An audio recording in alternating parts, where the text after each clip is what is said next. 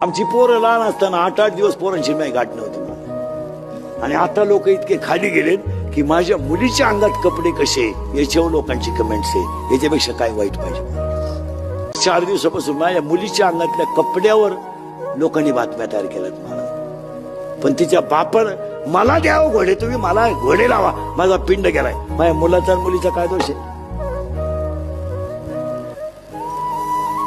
पण ह्या कॅमेरेवाल्यांनी 8 दिवसात माझं जगणं मुश्किल करून टाकलं। काय मला एक सांगा, मुलगी तुम्हाला आहे, तुमच्या मुलीच्या कपड्यावर एखाद्याने कमेंट्स केली, तुम्हाला काय वाटेल?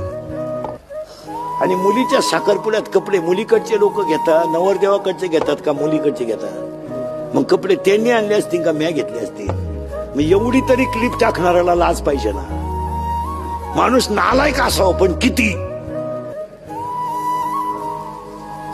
आणि त्याच्यामुळे मी आता कटाळलो मारा। मी जवळजवळ आता 2-3 दिवसात टाकणार एक क्लिप आणि थांबून घेणार आहे। आता बस झाली 31 वर्ष लोकांच्या शिव्या खाऊन आयुष्यात सगळं चांगलंच केलं।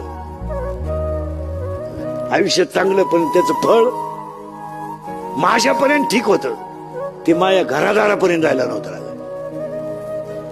माझ्यापर्यंत ठीक, मी आजही समर्थ आहे ना उत्तर द्यायला।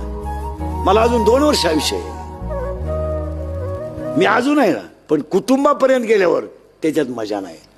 आणि याची अक्कल इंदुरीकरलाच आली पाहिजे, त्याने कीर्तनं बंदच केली पाहिजे।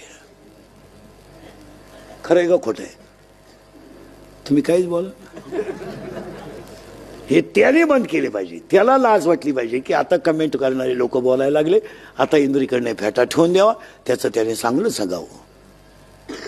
हा मी 2-3 दिवसापासून विचार करतोय, 1-2-3 दिवसात घेणार निर्णय मी, पण ते मजा नाही राहिली त्याच्यात। आता तुम्ही दुसऱ्याला काहीच बोलत नाही ना मला।